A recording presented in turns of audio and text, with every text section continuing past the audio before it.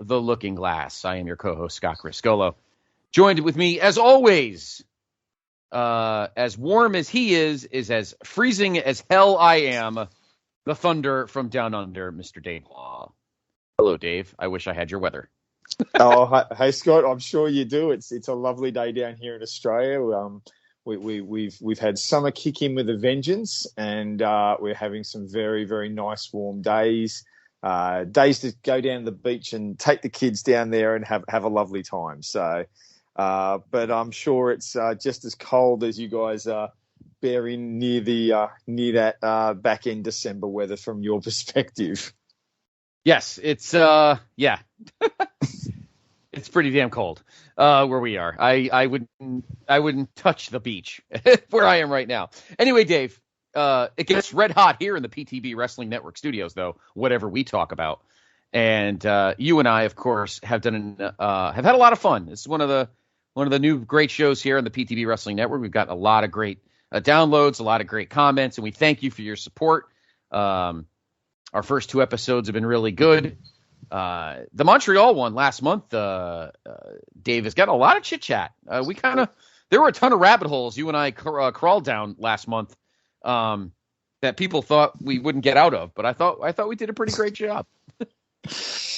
That's all. I guess that's what we've got to do. We've got to try and find it. Once we dig those holes, we've got to try and find a way out. But no, it's been really good to get a lot of the feedback from everyone. We've really appreciated the comments, the personal messages as well. We really appreciate everyone joining us on this journey. And I want to give a special shout out to the guys from the Pedestal podcast. Yes. I just want to give them a shout out.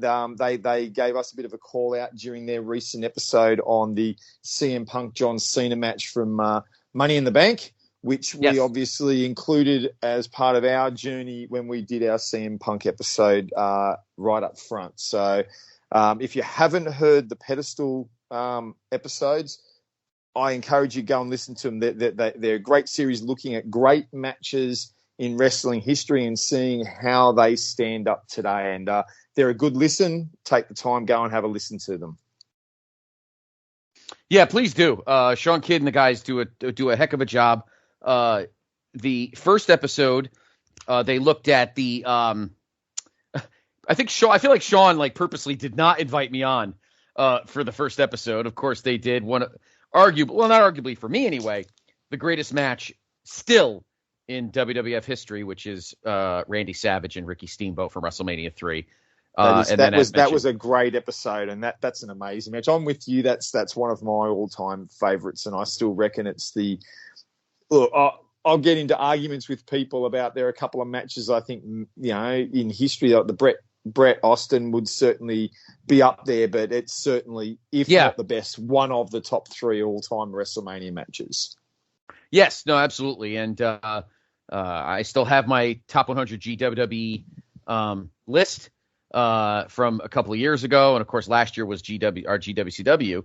Speaking of, while we're chatting, as this drops, you have 11 days to get your greatest NWA/WCW wrestler ballot set and ready to go. Go to the Facebook page. The link is there for the ballot. Fill it out. And then starting in 2022, the composite list will start to be released on PlaceToBeNation.com. And then on all of the shows here on both the PTB Wrestling Network and over on the No-So, I'm sure there'll be shows there as well where personal ballots will be unfurled. And then we will announce what the 2022 stretch project will be. It'll be a good one. We're already talking about it, us in the chambers, in the boardroom at the Ivory Tower, what the 2022 project will be. So stay tuned for that.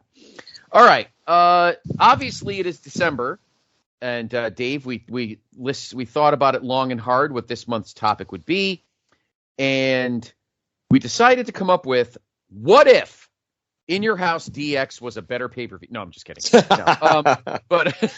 No, I'm just kidding. Check out Wrestling's Chicken Salad this month. Ben Locke and the guys talked about In Your House DX. Now, Dave, why don't you introduce us in? What is our final topic, our final trip through time in 2021?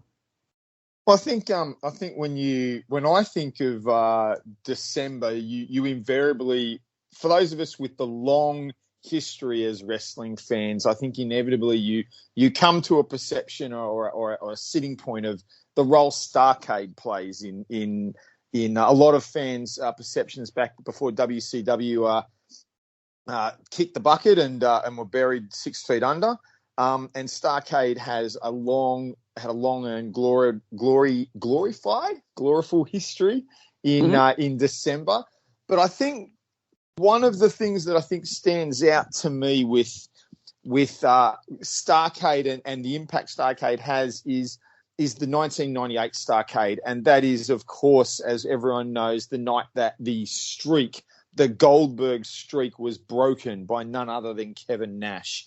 And when I look back at that, I look at and I see that as a pivotal moment. I think, it's that time period just as WCW starts to really turn the corner the wrong way, when everything really starts to go downhill for them. And I think that the Goldberg streak end is a key component of what happened to WCW, how they mismanaged everything, how they flushed a lot of money down the toilet, and how they ended up sending themselves to death's door with booking decisions and management decisions. And so I thought it'd be really interesting to look at the streak, look at the role the streak played. And I guess coming to that point, should the streak have been broken at Starrcade, and should Kevin Nash have been the man to do it? It's certainly something that I think a lot of people have thought about for many years. Yeah, I think so too. And it's almost like part 2 of our episode last month, because we're kind of still talking about the Monday Night War and the key components in that war and what ended up being the result of it. Now, last month we talked about the WWF side of it with Bret Hart. This month we'll talk about the WCW side of it, because clearly, and this might be a debatable point, and I look forward to our discussion tonight about it and what everyone thinks about it. Let us know on Twitter at PTBN Wrestling what you think Goldberg's role was, particularly in 1998. 1998 was a huge swing year in the Monday Night War. 1997, many consider one of the best years in the history of wrestling.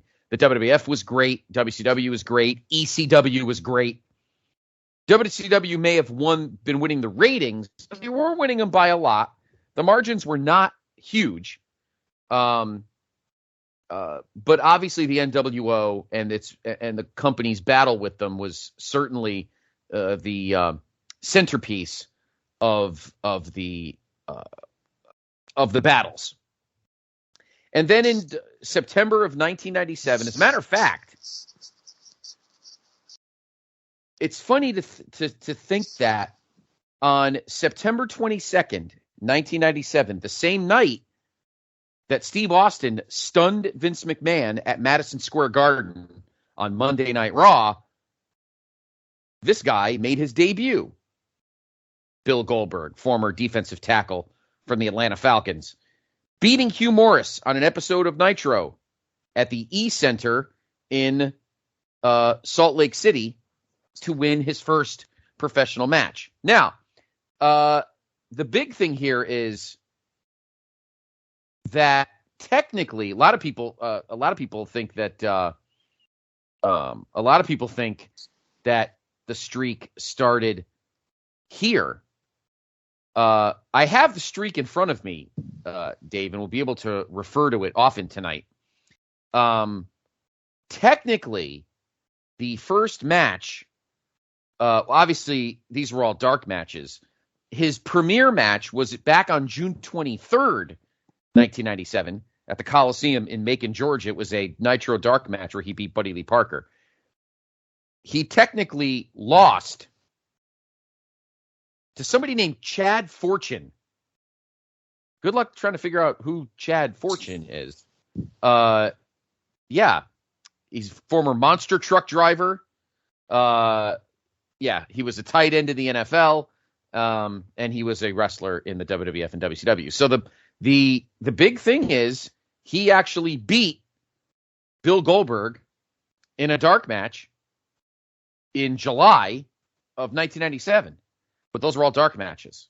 No one remembers any of those. The first match, of course, that is technically canon, if you will, was on that September 22nd, 1997 episode of Nitro from the East Center in Salt Lake City when he beat Hugh Morris. Now, let's talk about the landscape for a minute. Goldberg had black boots.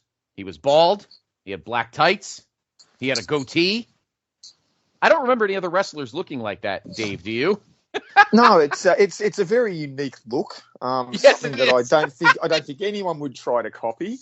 No, I remember it quite clearly. And I don't know if you've read. I don't know if you or any of the listeners have read Goldberg's autobiography that came out. I think it probably was released late 99 or early 2000. It came out, but Goldberg tries to lay claim to the fact that he didn't really even know anyone else who might dress like he didn't know who Steve Austin was. He didn't know what Steve Austin looked like. I'm not completely convinced. I don't think anyone could have been involved in wrestling and not known, but it gave a lot of fans that comparison mark, because really, like you were saying, for the next 12 months, their careers were very very quickly aligned, and very quickly comparisons were being made between the role they were playing in their respective companies and the role they had on the fortunes of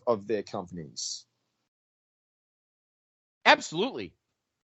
I think the weird thing here, Dave, is that for me, obviously 1997, the NWO was the bee's knees. Hogan, Nash, Hall, NWO Hollywood. At the time in 97, they were feuding with Lex Luger. And of course, on I think it was the 100th episode of Nitro, Lex Luger shocked the world and beat Hogan at the Palace of Auburn Hills to win the world title. He would hold it for a grand total of a week before losing it. 6 days. 6 days. 6 days. And lost it because we lost it because we had to get it back onto to Hogan. But of course, the Outsiders, the Steiners couldn't beat the Outsiders because we can't have too many title changes. Absolutely, I know, right? What a wonderful reason to have to not let Luger. It's just, I don't know. Anyway, meanwhile, in WCW, the WWF, of course, you had Austin slowly growing. Of course, then he got hurt and all that. We won't get into all that. We talked about that on our last episode. But Goldberg was definitely going up the ranks. He was getting amazing cheers. He was getting crazy pops from the crowd. And he was staying clear of the NWO. They were doing their own thing. Of course, 97, we were building to Hogan and Sting at Starrcade. Meanwhile, Goldberg was building this little streak. He went again. Hugh Morris. He beat the Barbarian, Roadblock, Manny Fernandez. Manny Fernandez was still wrestling. Jeez, in 1997. He was beating guys like Frankie Lancaster, Scotty Riggs, Wrath. Just the bottom of the bottom. I mean, look, this was typical. Look, this was typical wrestling 101. Put a guy in there, let him beat a bunch of nobodies, let him beat the old jobbers, and I mean, this is what you saw in the 80s and early 90s from all the companies. This is how they built stars. Yep, absolutely. He make his pay-per-view debut at the aforementioned Starrcade 97, beating Mongo McMichael. That was his 18th, or I guess his 12th win. Do you look, before we go too much, do you remember that match? Do you remember the storyline around that match with Mongo? Kind of. Mongo was in the midst of this whole thing with Deborah, and she recruits Goldberg to face McMichael at Starrcade, with the stipulation being that if Mongo lost, he lost his Super Bowl ring.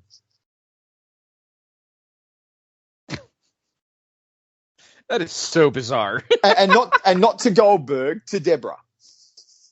Yeah.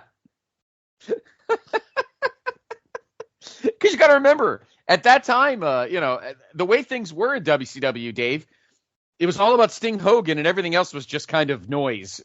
That's really how it seemed.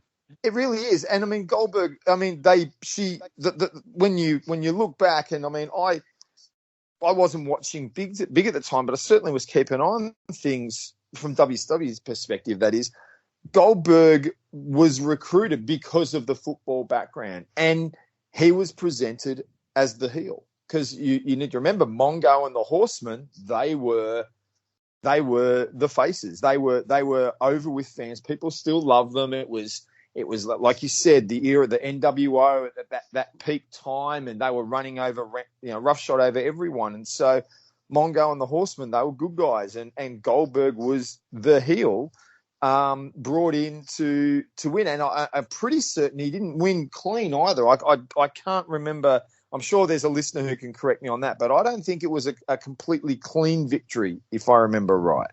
I think there was a little bit of distraction by Deborah to bring about the win. Yeah, I'm pretty sure it was too.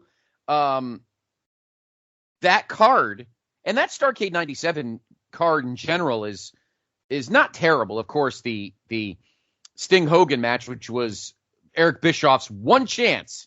He had the opening, one chance to take out Vince McMahon. The morale in WWE, in the WWF at this moment was in the absolute toilet. After Montreal, people were jumping. They couldn't trust Vince. They thought that was a scummy thing he did. Obviously everything was pro-Bret at that moment. Of course, as you and I would discuss last month, moods changed after that. But for the most part, the company was not doing well fiscally or company culture-wise. So this was Eric Bischoff's one shot to make it, and he blew it.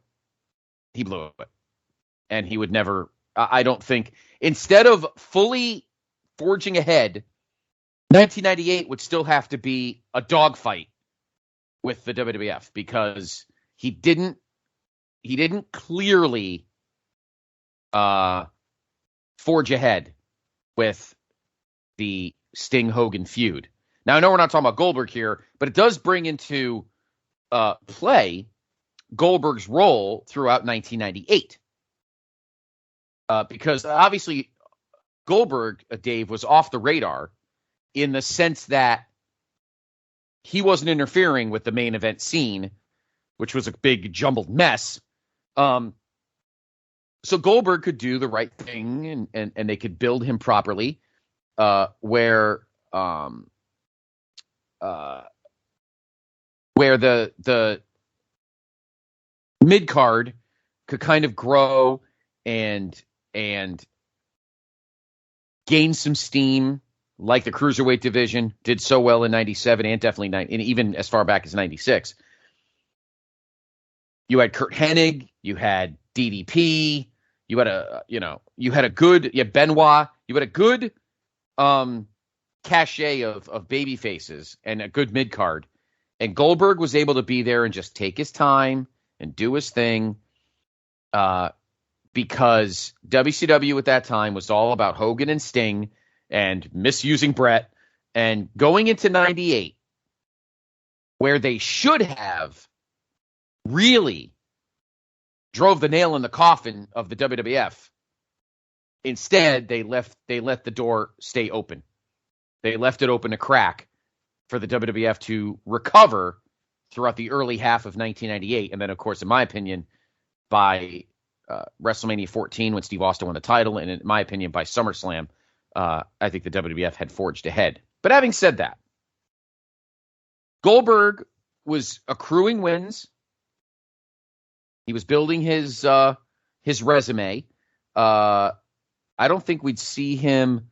Let's see. Looking at his, he wrestled at that Boston Brawl, which was that internet pay-per-view in January of 98. He beat Buddy Lee Parker.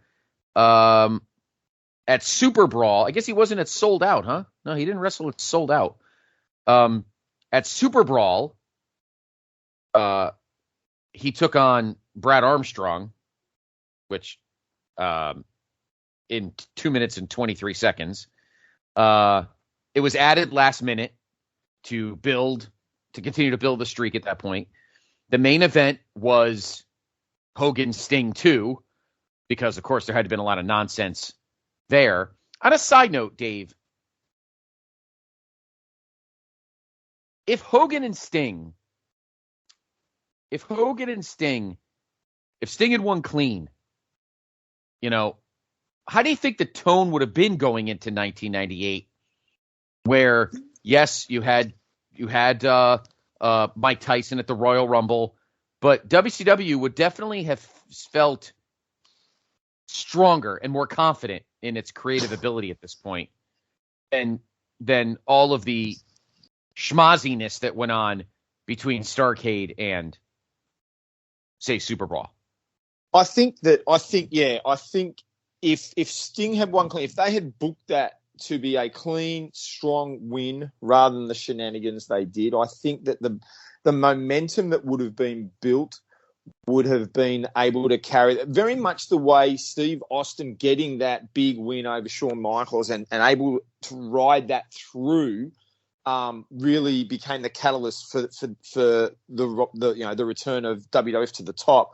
I think if Sting had won clean and been able to ride that through for a couple of months, and they'd really sort of latched on to Sting being the conqueror, he would have, the great hero, the conqueror of the NWO, and maybe, sort of put the nail in the coffin and beat a few more of those guys down dead, end the NWO once and for all.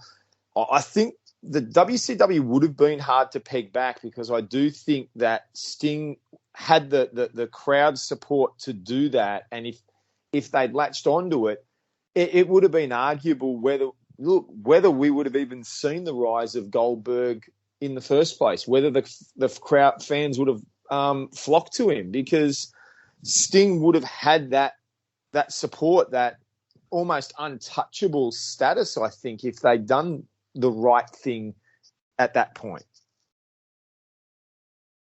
Yeah, and unfortunately, instead of going into 98 confident, strong, continuously winning comfortably, and the WWF really being in bad shape, perhaps, here's a what if, a mini what if. What if Mike Tyson decides, you know what, WWF is not a strong, viable entity right now. Maybe I should go talk to WCW. And all of a sudden, Mike Tyson is involved with the NWO or something, and then we really would have had, then something very different would have happened. But that might be another what if for another day. Sting ends up winning the vacant title, but by then, it was already, I think things had already kind of soured. Sting got the win, the crowd was hot, but unfortunately, the fact that it didn't happen the way it should have at Starrcade, will always leave a lingering taste of a taint, if you will, out of that between Starrcade and Super Brawl. Meanwhile, Goldberg just keeps winning. He keeps winning Nitros, house shows. And all of a sudden, Dave, we're getting into 42 in a row, 43, 44, 45. He's beaten Lodi, Wayne Bloom, Barry Darso.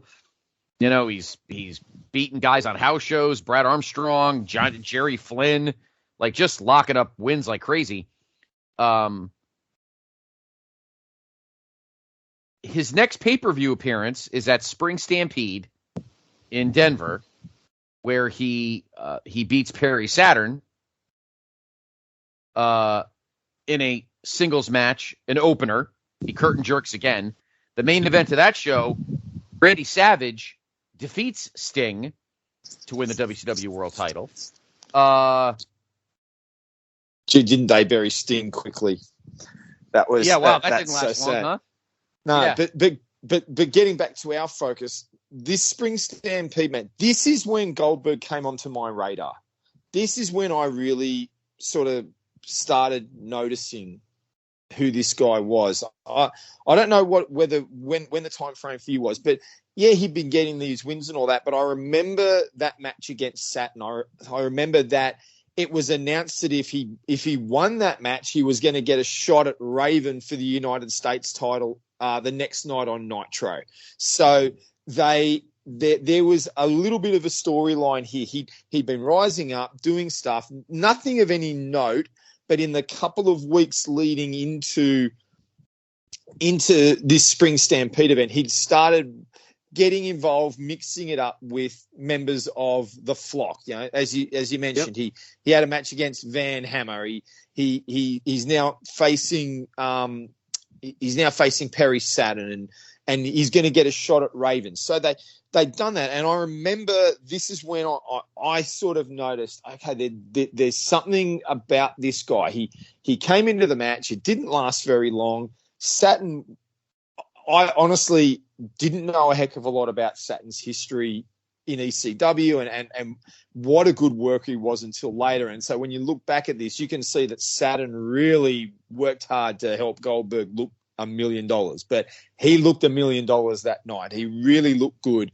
And of course that flows into, gives us a 2-night storyline where the next night he gets his first championship opportunity.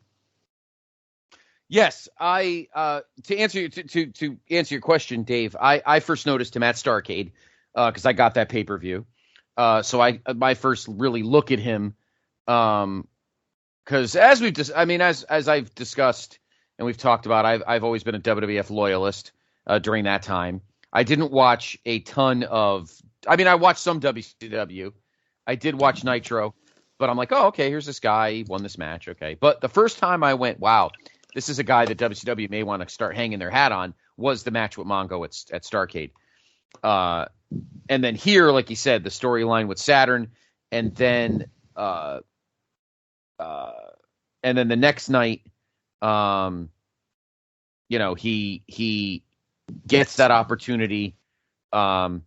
Raven wins the United States title at Spring Stampede over DDP, and then Goldberg gets the big chance, and Goldberg won the United States title. And that's kind of where we see the moment where, okay, they are taking this guy seriously now. He wasn't getting any TV title feuds or any of that kind of stuff. We're taking him to the big time, and he's going to win the second most important title in the company. Well, to show how much of an impact I felt it has, I'm like you. I'm a WWF lover. I've grown up on WWE. It's what I knew. I shared last episode how what happened with Brett really made me question what I wanted. But down here in Australia at the time, cable TV was still a very new thing in 97, 98, and there was not a lot of people who had it. It cost a lot of money to be able to get it. And WCW was only accessible on cable TV. And I remember someone had lent me someone had recorded Spring Stampede for me and lent it to me, and I'd been given it the next day, but I was so impressed with what I saw.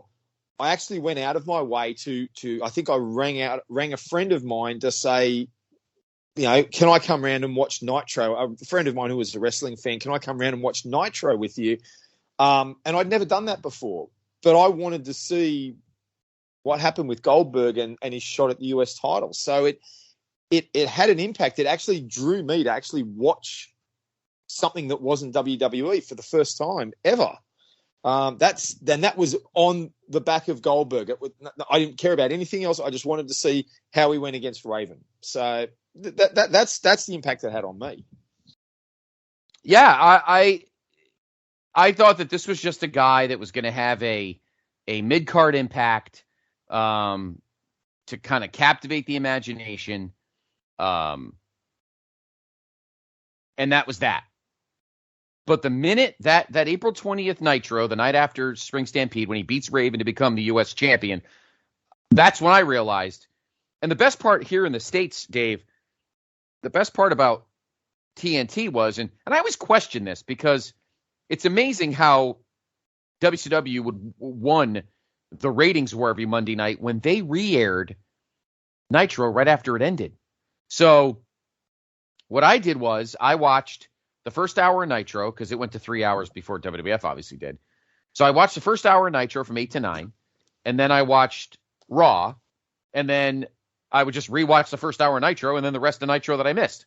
So I never understood how the ratings went so well for WCW when you could have just watched the re-air on the back end of the night and be done with it. So I always thought that was just kind of odd. But anyway, I realized as we hit late April, Steve Austin was champion. He was feuding with Vince. That feud was just getting started.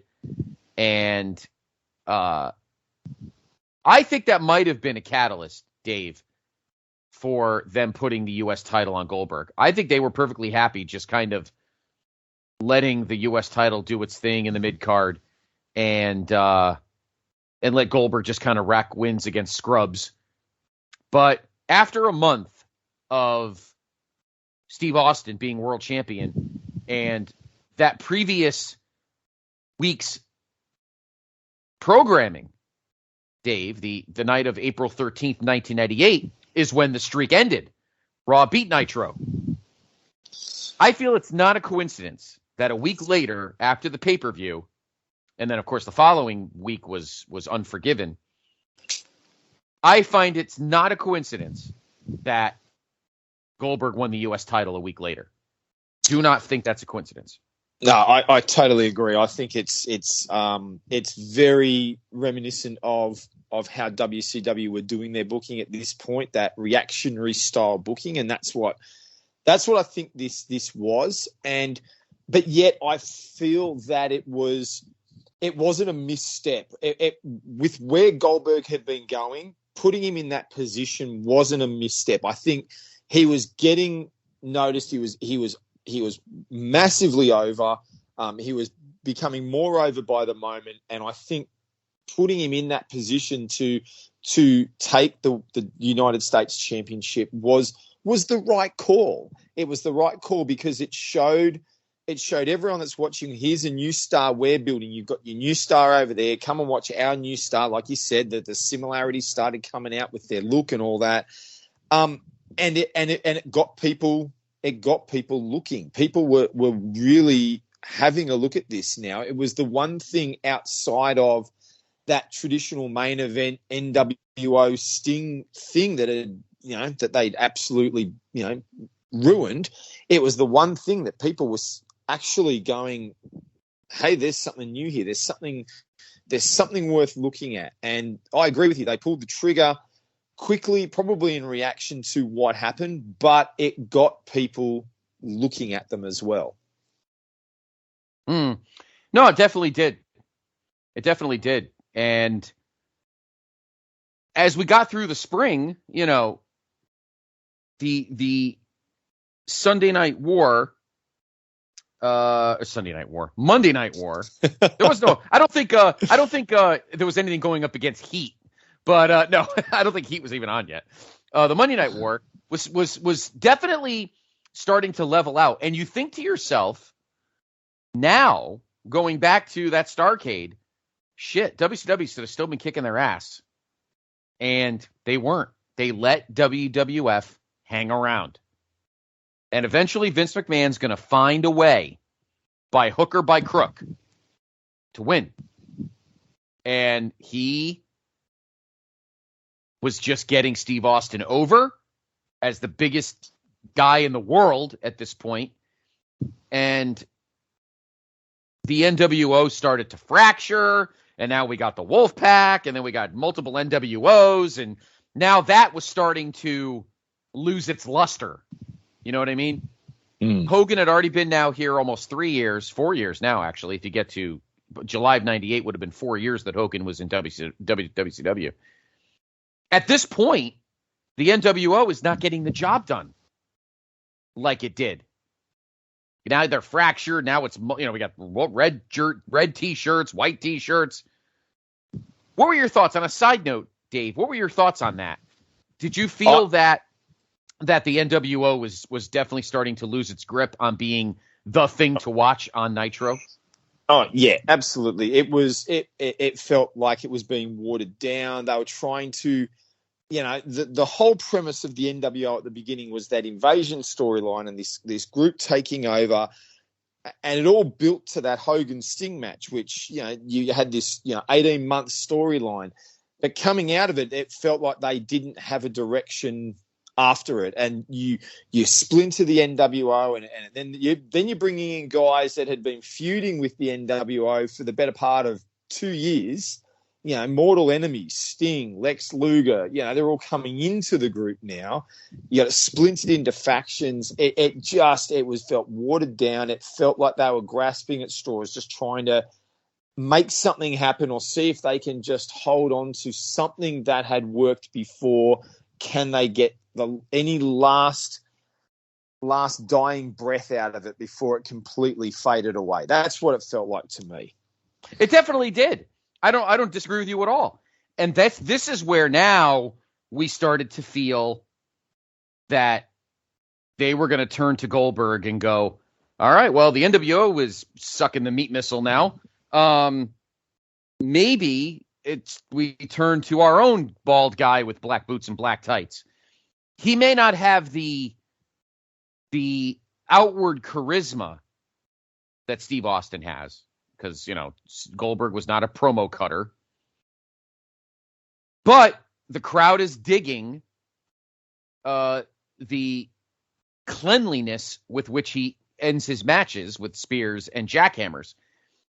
Goldberg's matches at this point were very reminiscent of mid-'80s Road Warriors matches, where we weren't cheering for 5-star work rate classics. We were cheering to watch Hawk and Animal murder two stiffs and turn them into, scrambled eggs. And that's what we liked about Goldberg at this point. Goldberg was not having, Dean Malenko versus Rey Mysterio matches. No, Goldberg was folding over some stiff in 3 minutes, and we were going crazy. That's okay. It's okay to like that. That was what we were getting out of Goldberg, while the mid-card in WCW was giving us the 16, 17, 18-minute gems out of Eddie Guerrero, Dean Malenko, Chris Benoit, Ray, Hoovy and the Cruisers and all that. That's where we were getting that. For Goldberg, I just wanted to see him absolutely scramble some guy's brains in 3.5 minutes.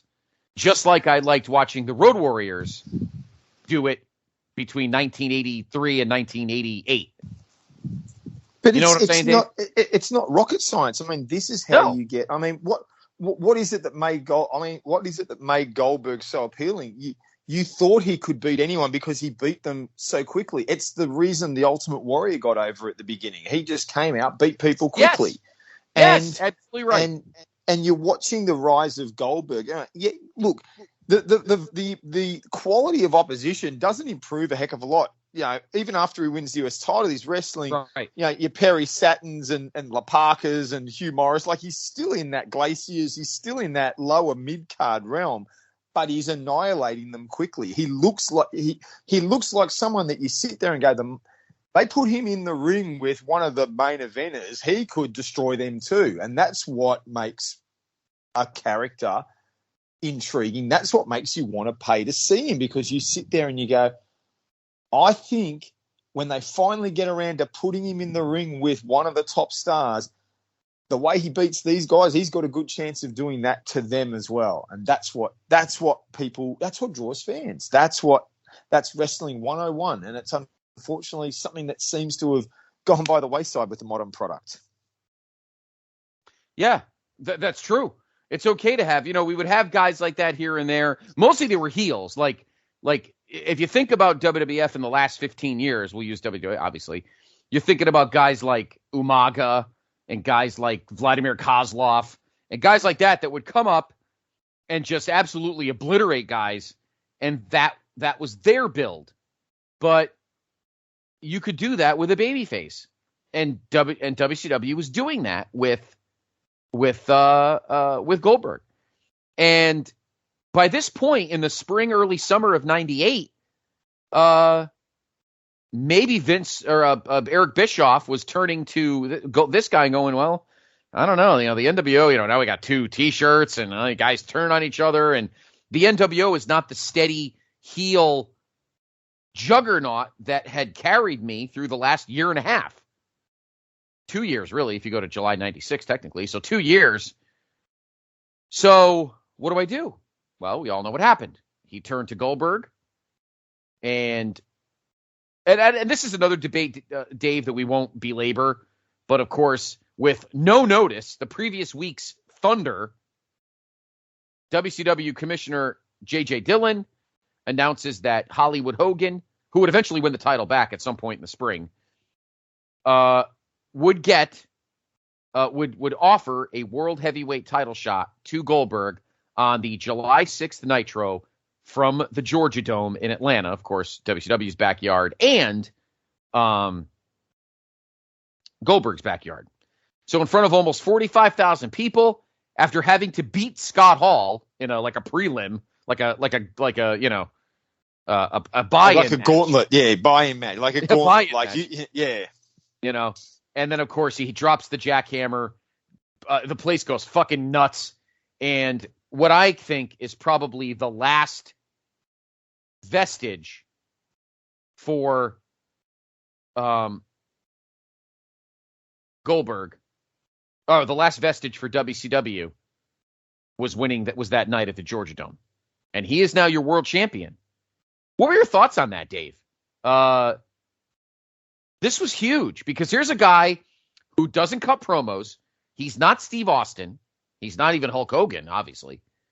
But now you have a baby face who doesn't talk much and doesn't have a mouthpiece. It's not like he had Paul Ellering. I mentioned the Road Warriors earlier. It's not like Goldberg had Paul Ellering type guy.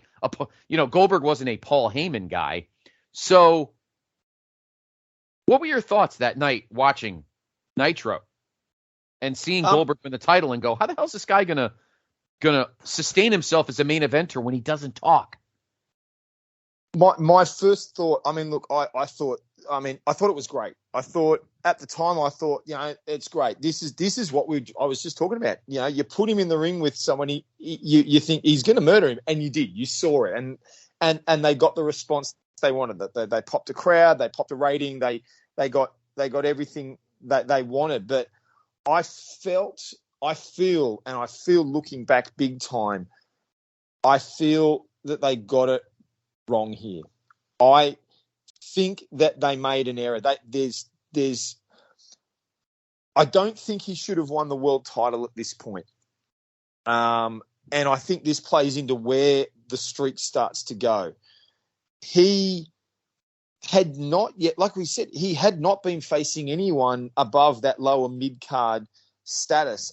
And doing the match was quite sudden, quite reactionary. We all know if you've done any reading and research into the what happened at WCW at this time, it very much was an effort to try and the ratings had started turning. WWF were winning more often. It was Bischoff's way. Let's we had a big crowd, but let's pop a rating. Let's do something big, and they left so much money on the table. Hulk Hogan and Goldberg was a money match. It was a match that would have drawn. It would have outshone what the result of what they did with Sting and Hogan at Starrcade the year before. On pay-per-view, this match would have been must see, got to buy in, got to see it, and they gave it away for free without really any notice, with 3 to 4 days notice. I think it was the biggest misstep that they had done on this entire journey. Not a misstep from the presentation of Goldberg. Goldberg was presented as the killer champion, but they could have had so much more. I mean, I think it wouldn't have hurt to have Hogan do the runner, to have Goldberg hit the spear on Hogan and Hogan to maybe be speared out of the ring, or other members of the NWO pull him out of the ring and he flees.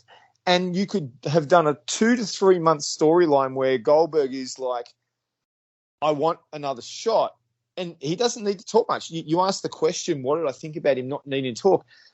What got him over was these wins, and he didn't need to talk. The your next or who's next line was enough. People just wanted to see him beat these guys. And you don't need to have a great promo to be able to stand there and just say, Hulk Hogan, you're next. I'm coming for you. You can't run forever. Really simple, really short. Keep it straight, and would have done. And they could have carried this for months. They could have had Hogan throw person after person in his way. The whole Scott Hall, he had to face Scott Hall first to get the shot. They could have done. He had to go through every member of the NWO. They could have done that over 2 or 3 months when you've got your Scott Halls and your Giants and Conan and Buff Bagwell and Scott Steiner and everyone that was a part of the bloated NWO Hollywood. Hogan could have been throwing all these barriers. You could have let Hogan carry the scripting. I mean, let's remember, we've just come out of the preceding 12 months where Sting did not cut a promo in 12 months. Yep. And they built to this massive angle because Hogan was scared and Hogan didn't want to bury him. And all Sting had to do was turn up. And they could have done the same thing. Hulk Hogan could have talked about, Mean Gene could have interviewed him. Hogan, when are you going to face Goldberg again? Oh, I could beat him anytime.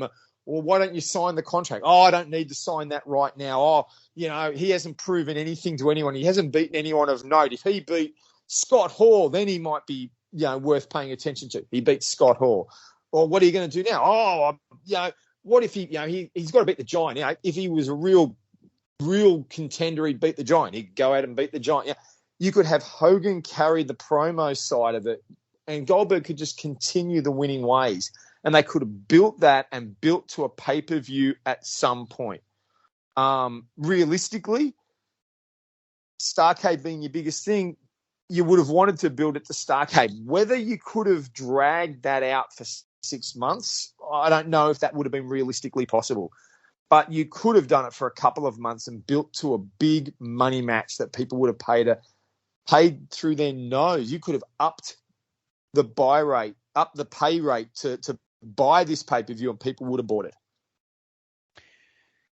This is what I would have done. And you've totally got it in my head, Dave. Excellent. Great, fantastic layout there, because I'm going to kind of sculpt it even further. What I would have done was, if they had this, they obviously had this July 6th,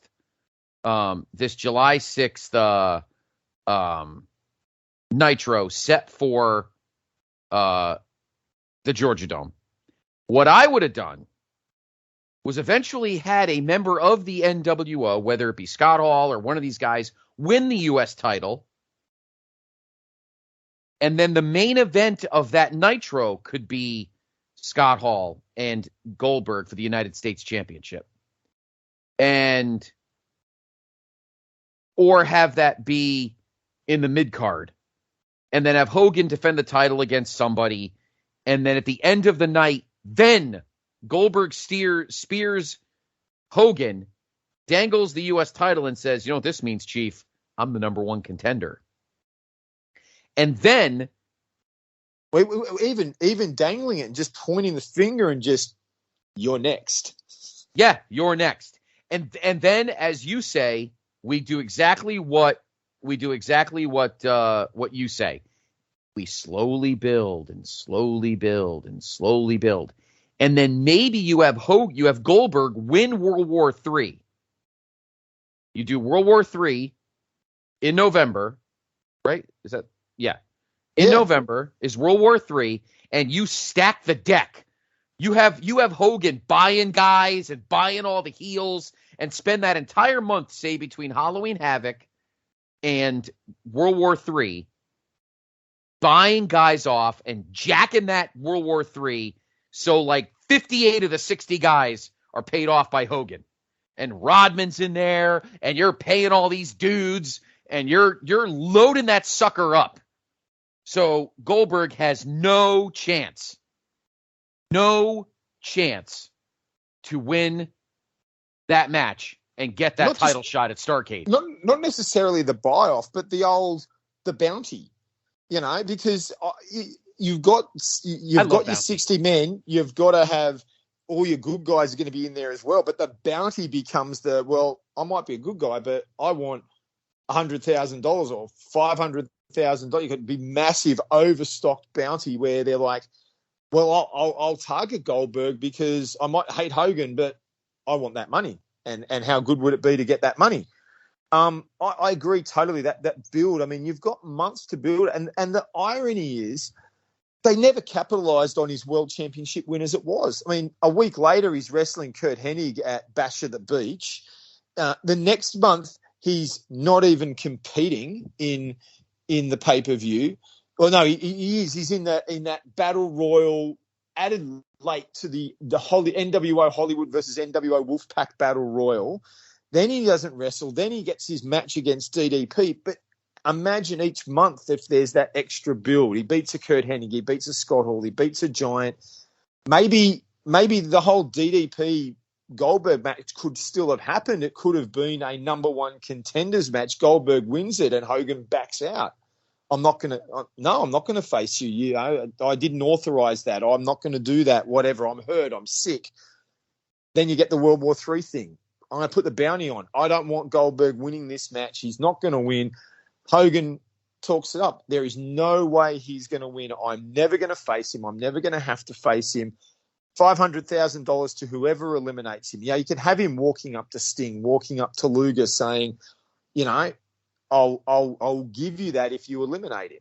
Walking up to Kevin Nash, who he's now an enemy of, I'll give you the money. Nash would have gone, yeah, don't like you, but I'll take your money. I think it's the perfect thing. And then Goldberg wins World War III, goes on to Starrcade, and you've got Hogan Goldberg at Starrcade. I think it would have absolutely it would have drawn a bumper crowd and drawn a massive buy rate. Yeah. It's an easy story to tell. It was ready made. Cake. Build it and build it. Do the same thing you did with Sting, except now you could take advantage of the fact that, you know, unlike Sting, who was an experienced guy, the face of WCW, you know, you have this inexperienced guy who just knows how to crush people and can be outsmarted. And kind of mess with his mind without breaking the streak, obviously, because if you want to keep that going. And the other thing it allows you to do is if you work that storyline well, the guys that he's facing each month, slowly, he's obviously facing better opposition as you build. He starts working his way through those upper mid-card and main event guys. But these are the guys that can carry him a little bit longer in matches. You get these matches starting to draw out a little bit, starting to go just a little bit longer, which gives Goldberg the chance to develop his skills a little bit more and work through some of that stuff. Maybe even a couple of building with him some promos that are going to be directed, you know, helping him target. Because I think one of the things about Goldberg is outside of the streak, he had no storylines to ever sink his teeth into. So there's no opportunity to learn how to promo, because the promos come when you're in a storyline and you're developing that. And so if he had these guys, he could have developed the promos, developed the extra skills, slightly longer matches, not too long. I don't think we want 20, 30-minute matches. We still want him winning quickly, but you build it up so that when he wins it at World War III, everyone's going, we're finally going to get it. We're going to get Goldberg and Hogan, finally. And Hogan's run out of excuses. Yep. It's not that hard. And you got to tell, and this is the other problem, obviously, Dave, with management. Because Vince, as we talked about on last month's episode, Vince made Shawn Michaels have to do the right thing, regardless of Shawn's mental state at WrestleMania 14 and Steve Austin getting the job, or, winning the title. Bischoff had to stop being buddies with all these guys and hanging out with them at the Gold Club with Patrick Ewing and riding the hogs all around Sturgis. And he's got to sit down and tell Hogan, you got a job to this guy. This is it. He's the future. You're the diamond in this path here. You are the end of the line, and he's got to lay. And honestly, I don't even mind like a decent 3-4 minute match, but Goldberg's got to lay him out. Lay him out. Mm. And sit there. What they did at the Georgia Dome match was perfect. That's the match. It's just make people pay for it. And we would have. Oh my God, Dave. Think about it. I don't know how much it was in your neck of the woods, but $30 was the pay-per-views down here. And dude, we were, I mean, all of us, we were dropping $30 a month like there was no tomorrow. $60 a month. Some of us would pay. I mean, my crew, we would go to one house for the WCW pay-per-views, one house for the WWF pay-per-views. We all kicked in $5-10. We got pizza. Shit. It was time. What a great time to be a wrestling fan. Excuse me. We would have paid for it. But the problem was they were still in that mindset. We have to win the ratings. Because you had ATM Eric and you had the open cash vault of Ted Turner, they didn't care about things like pay-per-view buys and whatever, we'll make a little cash on the side, but it's all about winning the ratings, which was the dumbest business model you could possibly do. Yeah, you care about winning the ratings, but you want to make money, which is what Vince was doing in 1998 because he needed to build his capital. So it was about the money. And as I'm sounding like Slick, money. Instead, they gave the match away with 4 days' notice. And then, of course, let's talk about the Goldberg run for a minute, because he would eventually win the multi-guy match at Road Wild. Then, of course, Dave, we get to Halloween Havoc, and we all know what happened that night. They ended up giving that match away for free anyway, the world title match between Goldberg and DDP, because that Hogan Warrior clusterfuck went way too long. And for somebody who knows TV, Dave, like I do, very simply, they did not book the sat window long enough, and we went to bars. And in the end, of course, they ended up the next night on Nitro, and WCW gave away a huge refund, and Nitro, the next night, they had to give that main event away for free. Incidentally, it would be the last Nitro that won in the ratings war. The last Nitro. And why not? It was a fantastic match. People wanted to see it. I can understand why they tuned in. I mean, you look at this. You talk about the ratings thing, and we've got this big draw. We put the title on Goldberg, and this is what they do. This is how they capitalize on it. As I said, a week later he beats Kurt Hennig at Bash at the Beach. He then faces him at Nitro. So we're facing Kurt Hennig on Nitro. Then he faces Bryan Adams on Nitro. Then he faces the Giant, or he's involved in that battle royal at Road Wild. Then he faces Meng.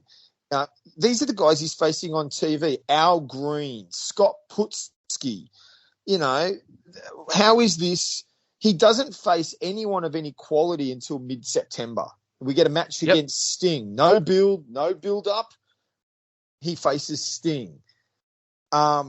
Chris Kanyon, Raven, he's wrestling guys. Disco Inferno, he is wrestling the lower end of the card still. You've got this guy as your world champ. You've put your faith in him. You're going to let him carry the company. You're clearly telling everyone he's the guy to watch, but you don't put him against anyone that's going to draw. You draw rating even. Like if you're talking about drawing ratings, he's not. He faced Sting in a match. And then we get the DDP, and then basically the October 26th Nitro, the replay of DDP, right? So in 4 months, from July to October, he's faced basically two guys that would be of any quality, anyone that you would want to see him wrestle. Two guys in 4 months, and you wonder why they're struggling to get ratings when your number one draw, the guy you're banking to bring in money, is being treated as nothing more than a lower to upper mid card guy. I mean, we sat here, we talked 2 months ago about how CM Punk was presented after he won the world title, but playing second fiddle to John Cena. But at least CM Punk was in matches against top level guys. He might not have been the top of the card, but he was at least in top level matches. Goldberg was facing guys that weren't beating anyone, and they expected people to watch it. Yep. So we're talking about, and what's funny is Chris Jericho made fun of it on his podcast a couple times and everything. 1 week Goldberg streak would be 42-0. The next week on Nitro, the streak would be 59-0. It's like, so what you're telling me is Goldberg wrestled 17 matches in 6 days? Like, what the? It was getting a little ridiculous. Meanwhile, you're right. The TV matches are against absolute dreck. And then by the time you get to Starrcade and you face Kevin Nash, which to me doesn't seem like it had any kind of main event gravitas. And then obviously, Scott Hall, the shock stick, and the streak is over. And then the next month, he gets kicked out of the building, and everybody's embarrassed and everything. And then, of course, we had the finger poke of doom, and we all know what happened. Now, let's talk about. Let's go through the looking glass officially now, Dave, and talk about what would have happened had our plan worked.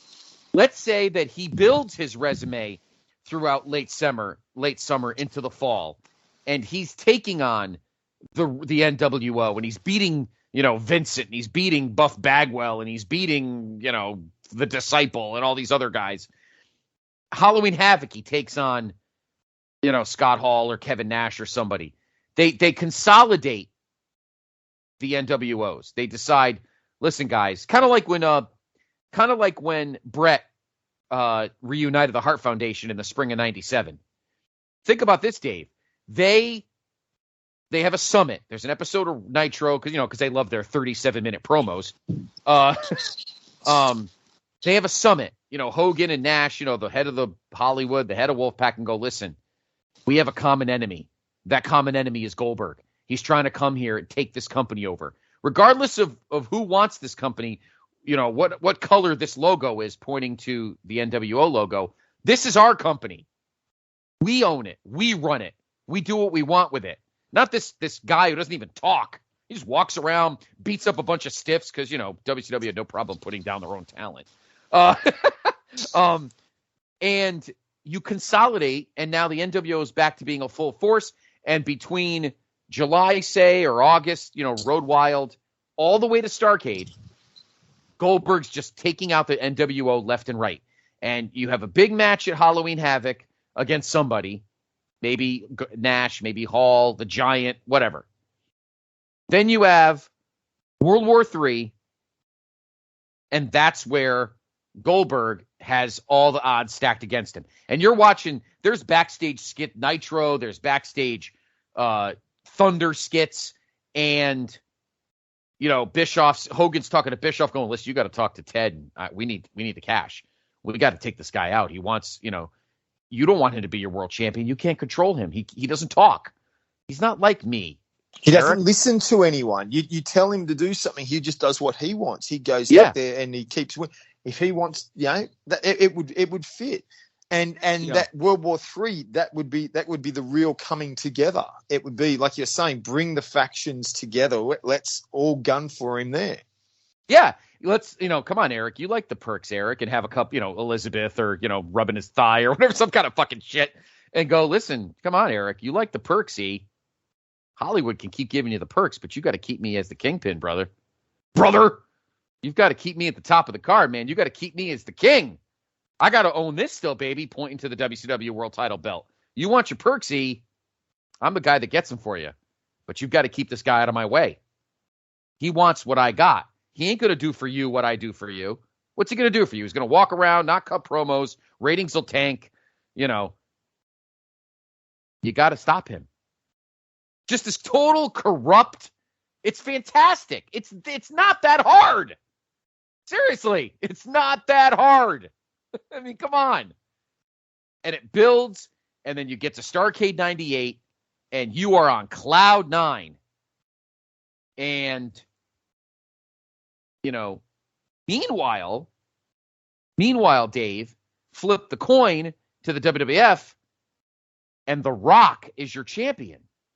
Remember, The Rock wins the Deadly Games tournament at Survivor Series 98. Austin is still feuding with, Taker, and kind of feuding with Vince still a little bit at the moment.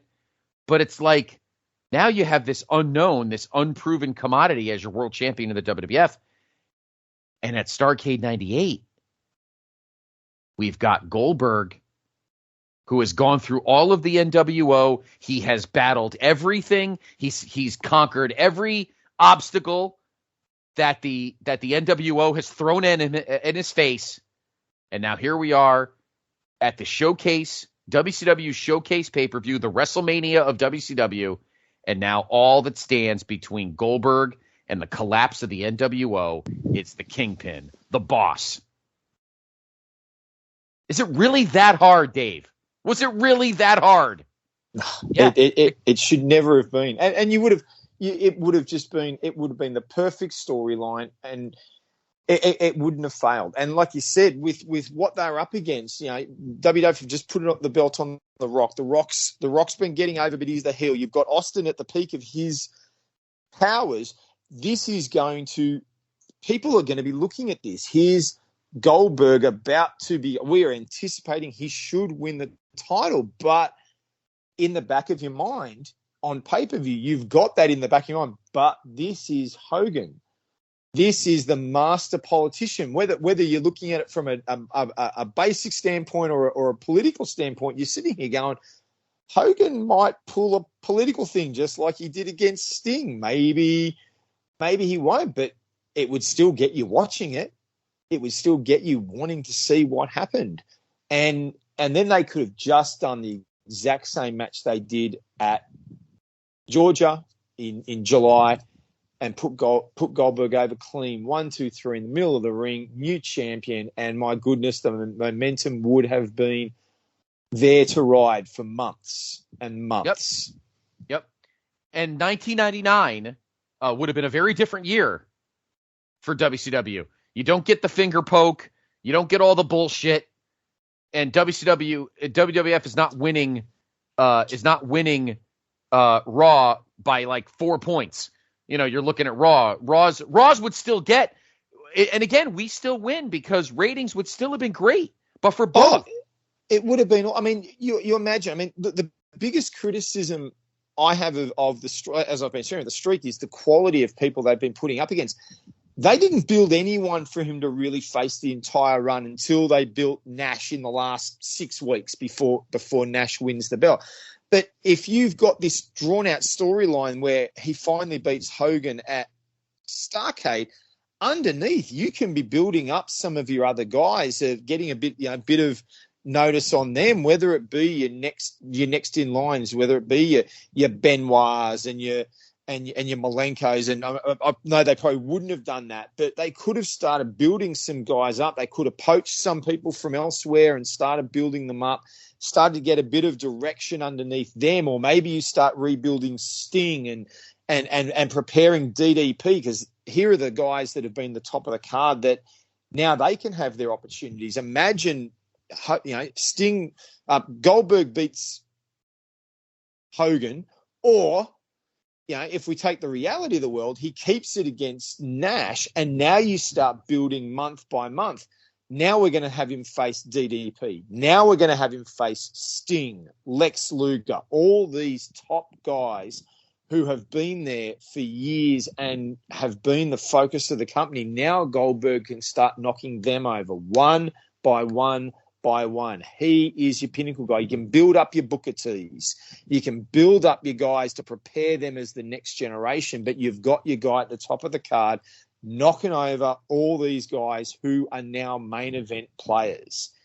And it's going to be watched, because who wouldn't want to see in January Goldberg versus Sting? That would have drawn Goldberg versus Lex Luger. I know Luger, sort of when you hit that late 98, early 99, and obviously to the back end of 99, his fortunes really started to turn the other way, but he was still name recognition. You could put him in there. DDP had worked his butt off to be a top-end player.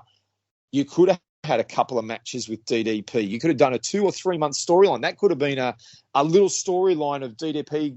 The whole heel turn that he ended up doing, he still could have done. I want my chance. You haven't given me a shot, Goldberg. You got your chance. Where's mine? And you could have drawn. I mean, DDP was Goldberg's best in-ring opponent that I've ever seen. Any match that I've seen, the DDP match at Halloween Havoc was the best match Goldberg ever had, in my opinion. Mm-hmm. Imagine doing that with a build-up over a couple of months in '99. It would have been brilliant. And then you start to look at, where do we go? Now we start to prepare. We can build someone up to end the streak. We can build someone up who is going to get something out of it, who's going to benefit from beating this guy. He's your next, whether it be a heel or a babyface, he's your next. Who's the next guy we want to build? And you've got a timeline. You could do it over through 99, and you could do. I mean, I inevitably believe what could have ended up happening with Goldberg is, if he keeps beating everyone, we start to get the resentment impact. People start getting sick. They say that people were getting sick of the streak. One of the reasons why Nash beat Goldberg is, the streak had run its course. People were turning on Goldberg. I don't believe that was the case at that point. But I think it might have got there eventually. But then you could have turned Goldberg. No one can beat me. I'm the greatest ever. I'm undefeated. I've held this title for 6 months. Who can beat me? And then you can bring the baby faces in to have the shot and try and overcome this monster heel. Very reminiscent of what WWF did with Brock Lesnar for so long. No one can beat Brock. And you got these guys coming in to try and do it. It's just ready-made. And it would have lasted. Goldberg could have carried that title reign at least 12 months, if not longer. Yeah. And maybe as we go through the ripple effect of this, maybe the Giant doesn't leave. Maybe Chris Jericho doesn't leave. You start feeling those guys in the mid card start thinking, maybe there is a space for us. And a guy like a Chris Jericho or a Chris Benoit or an Eddie Guerrero could be the guy that ends the streak. Look, Eddie Guerrero beat Brock Lesnar at No Way Out 2004. Eddie had obviously established himself enough in the WWF at that point, but you get my point. You keep, but here's the problem. It goes back to this, Dave, and obviously the reason why WCW went out of business. You couldn't trust the writing team. You couldn't trust the booking. Does Vince Russo come at all at this point? You know what I mean? They wouldn't have needed him if they'd done this right. And I agree with you. You can't trust the team. I mean, you look at what they did with Goldberg after he lost. He's the guy, 170. Well, it wasn't 173, but 173-0 before he loses to Nash. And where do we go with him? We have him out of the arena. He has a match against Scott Hall. Then he's just wrestling scrubs again. And, he doesn't get a rematch. He never gets a rematch for the world title and for ages. He's just doing nothing. They misused him. And there could have been all sorts of things done with him. And the writing was there. And here's something to think about. And this is, again, the hindsight. This is that we know what happened in real life. If Goldberg had kept this streak and went through 99 undefeated, let me bring it back to our focus from last month, Bret Hart. We got the sad events of 99 where Owen passes away. Owen dies in that horrific accident, and Bret is away from the ring for a while. But he comes back. That amazing match against Chris Benoit at Kemper Arena in Kansas. He makes his comeback. And imagine if they did. You've got Goldberg undefeated, and Brett goes, I'm going to dedicate my career to Owen, and I'm going to take that title from Goldberg. I'm going to give him his first loss, and I'm going to do it in Canada at Mayhem in November 1999. Whether you even book him to win the match or lose the match is irrelevant. Imagine what you would have drawn with an undefeated Goldberg and Bret Hart trying to win for Owen, rather than the horrible, ridiculous event we had 4 weeks later at Starrcade 99, which was completely botched. Imagine if you put that sort of storyline purpose behind it, what people would have wanted to. I would have wanted to have seen that, and everyone would have been begging for Hart to end the streak. Whether he did it or not is irrelevant. You would have wanted to see it. Mm-hmm. Think about how consistent wins build a character. Think about a lot of the guys in history and girls, because I have a great example of a female wrestler that had took a similar path that like Goldberg did. I'll get to her in a second. Obviously, Andre the Giant was always considered, he was undefeated for 15 years, which was obviously not true. That obviously didn't happen. There's plenty of documented proof that Andre lost matches. Before his first, sorry to break the kayfabe wall to all of you listening in case you don't know, but Andre the Giant's first pinfall loss was not to Hulk Hogan at WrestleMania 3. I'm sorry. That's not the case, no. Hogan wasn't the first guy to body slam him either. Exactly, yes. There's documented proof somebody slammed him. It's on the Jerry network. Lawler slammed him in Mid-South. Yeah, Jerry, and I think Kamala slammed him in World Class. So it's happened. In any event, now did he weigh less than he did when Hogan slammed him? Yes, he didn't weigh 500 in 1983. He probably weighed like 445 or something, which is not light. I'm not saying that, but I'm just saying. In any event, Goldberg. Think of the two builds that WWF would use similarly that actually worked, and you came up with one of them, Dave. Brock in 2002. Every week, he would absolutely annihilate somebody. He would win the King of the Ring. He would have a throwaway match at Vengeance, and then in front of 20,000 at an already jacked SummerSlam 2002, Brock defeats The Rock to become world champion. Difference here is he's a heel, and that's fine. You build him up. Taker puts him over 2 straight. Because unlike in WCW, guys don't mind putting over other guys for the sake of the business. So, which leads obviously to one of my favorite cell matches of all time, Taker and Brock at No Mercy 02. That match is incredible. And then the streak's finally broken through nefarious means at Madison Square Garden by the Big Show at Survivor Series 2002. The other character, and this is one that's forgotten about when she debuted back in, was it 2016, I guess? Or 2017? Let me double check that. I feel like it was 2016, but don't quote me on that. Let's see. I guess she debuted, she showed up on camera in 2015. She debut match October 7th so she debuted in 2015. I got a great example, Dave, of a superstar with an aura about them, building matches, building wins, building a mystique, and that's Asuka. Yes. When she debuted, I remember seeing she was on screen in 2015. I think it was NXT TakeOver Brooklyn, which I was at, and no, was I the one in 15? No, I wasn't at the one in 15. I was at the one in 16. She would sign, the streak would start, and she would eventually beat Ember Moon, and she would begin an epic run as NXT champion.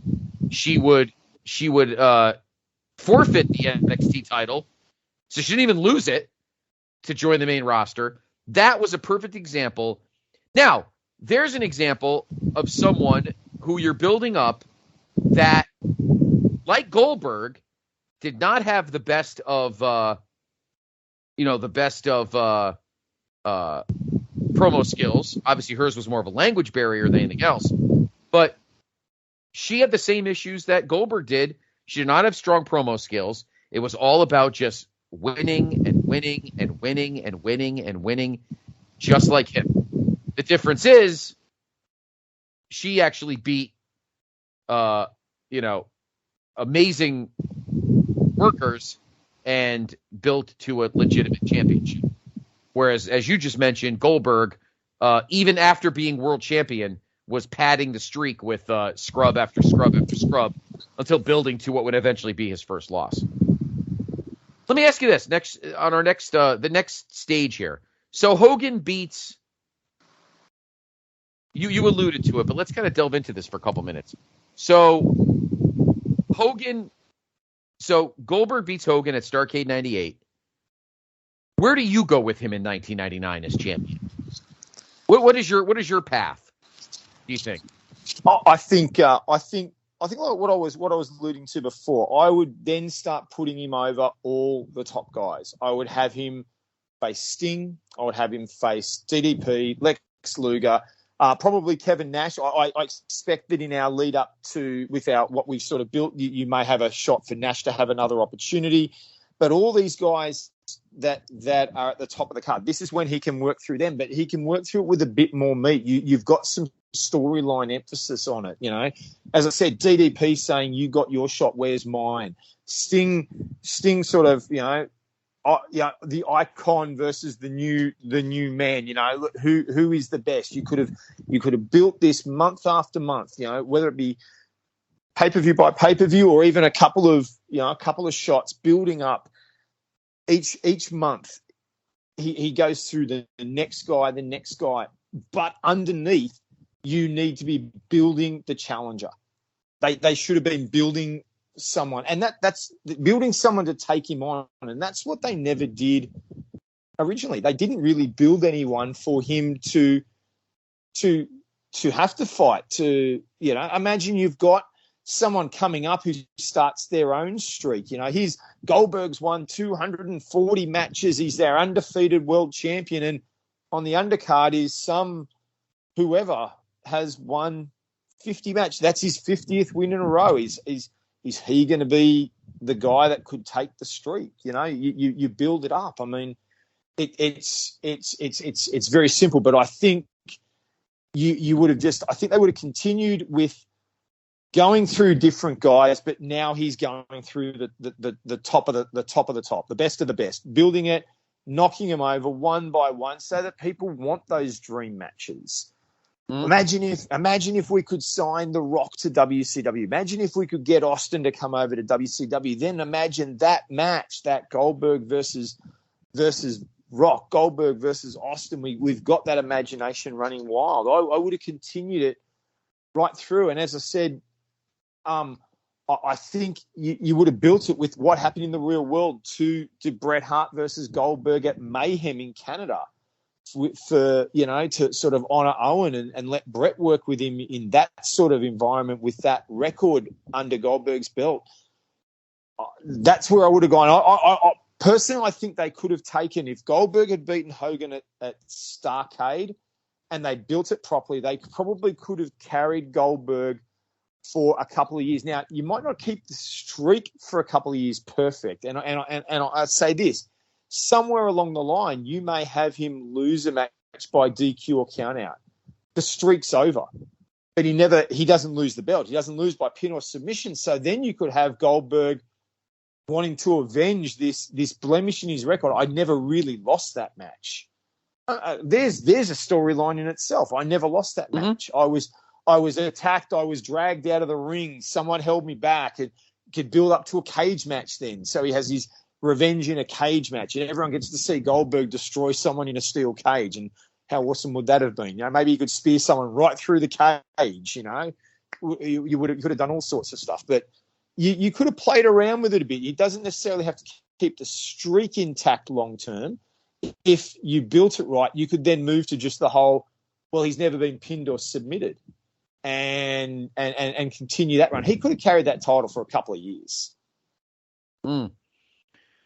And that opens up another situation, which is, of course, WCW is not struggling. WCW is not in financial straits. They're not in the doghouse with AOL Time Warner when that goes down, and then by 2001 they're WWF property. Maybe the continued good ratings and the continued good money on pay-per-view builds to the time AOL guys and go, wow, this is a pretty good property, even though they weren't wrestling fans. Maybe they're like, hey, you about making money? Of course you're all about making money. But what it comes down to is this guy is still building us up to a high level, and we're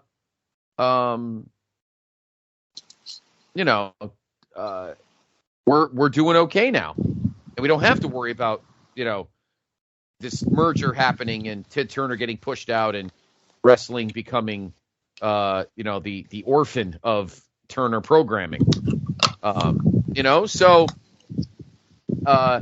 it snowballs from here. It snowballs, and things could have been very different.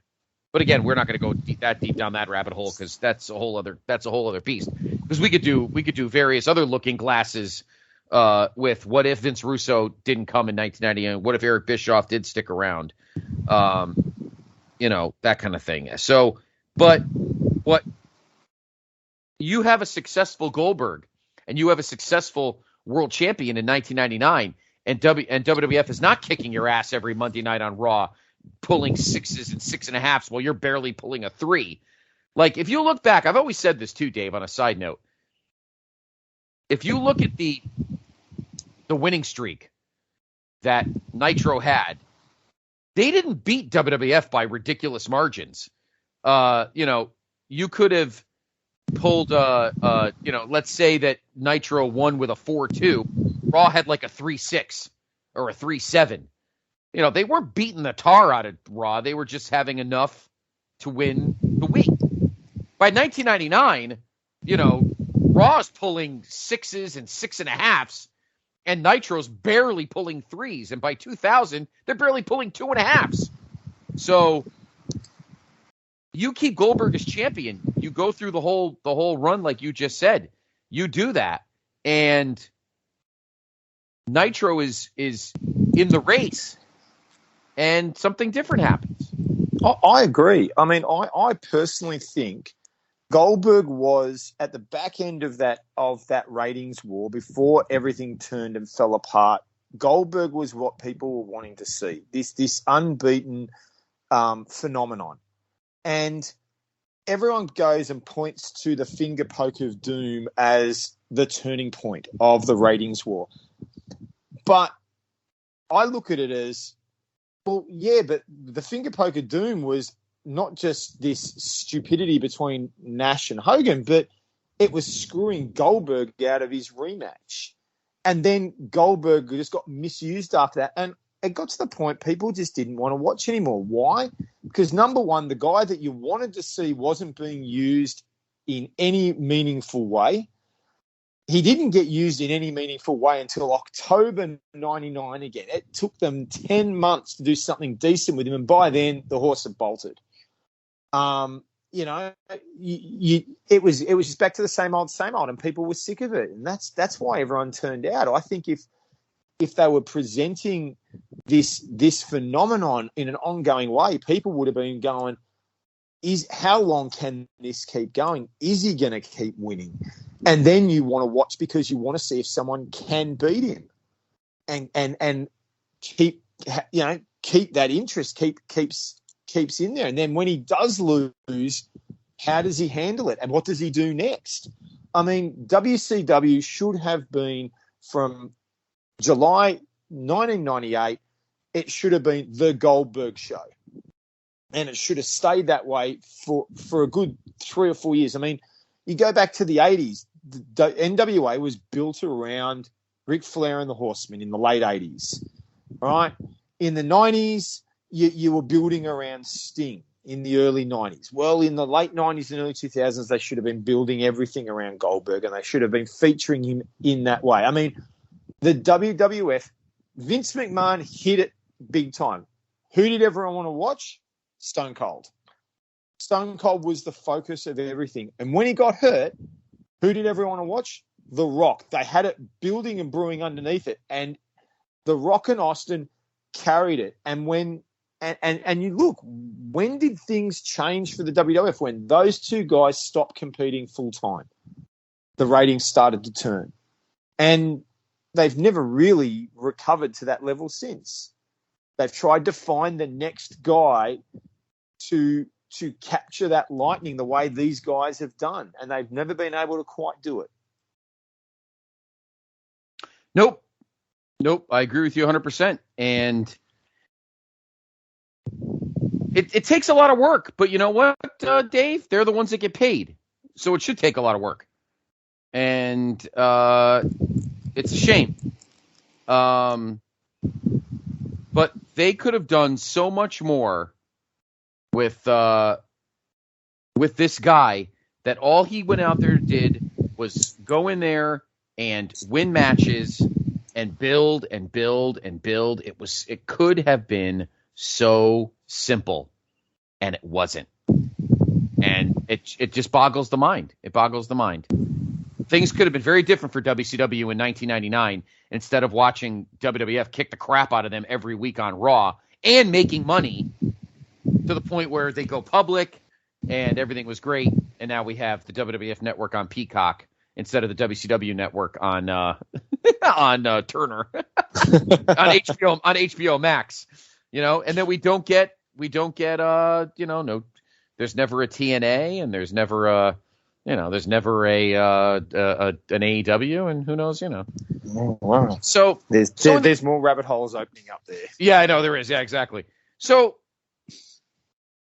in the grand scheme of things, as we tie this together, as we look through the looking glass through the alternate universe, what would have been for Goldberg, and would he be looked at differently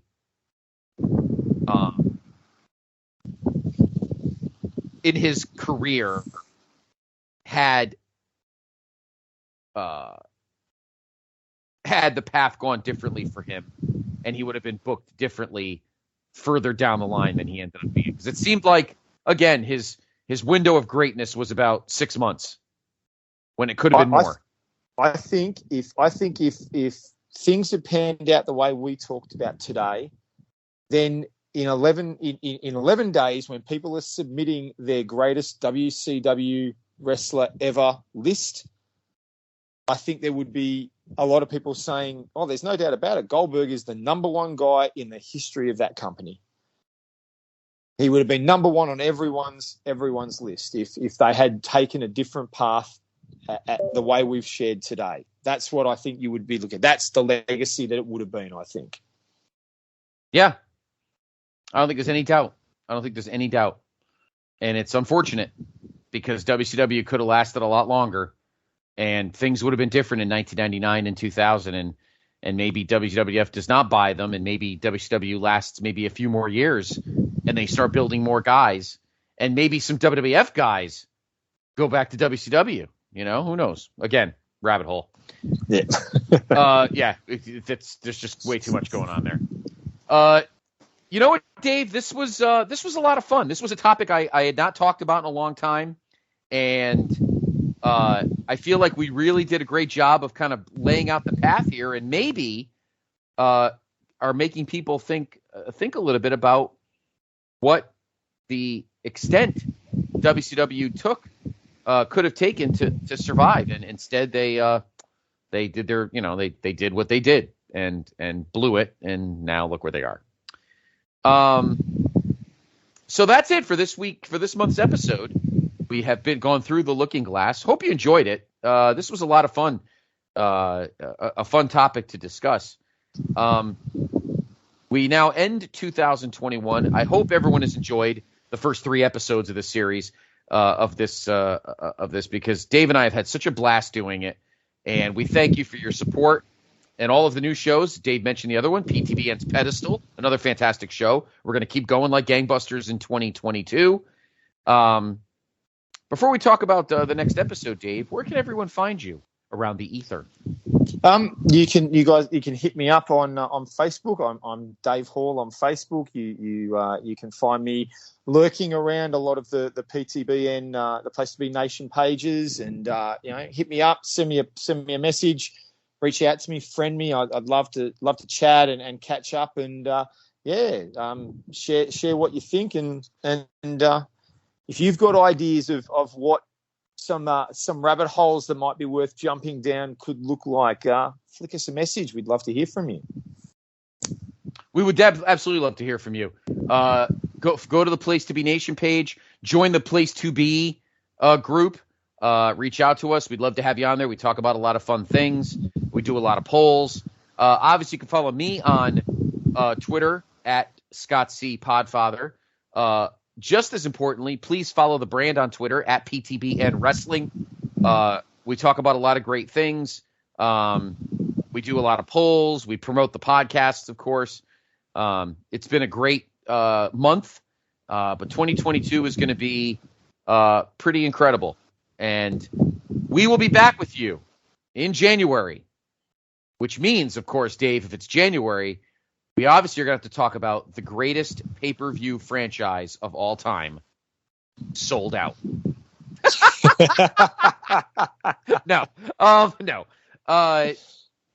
We've got some things in our head, but I think you will enjoy our January episode, because you probably get kind of an idea of what Looking Glass will be going through every 2 minutes a new competitor enters the, or 90 seconds, or 30 seconds, depending what era of the company it is. But anyway, Dick Murdoch, maybe, anybody, or that youngster Carlos Colon?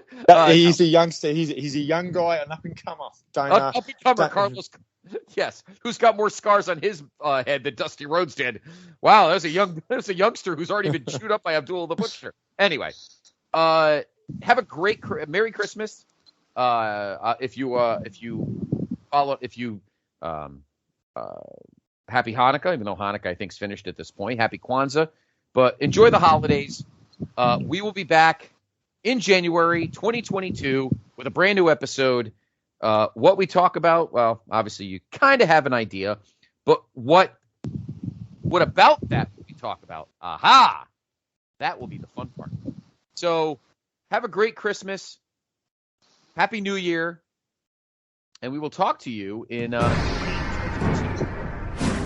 the Looking Glass.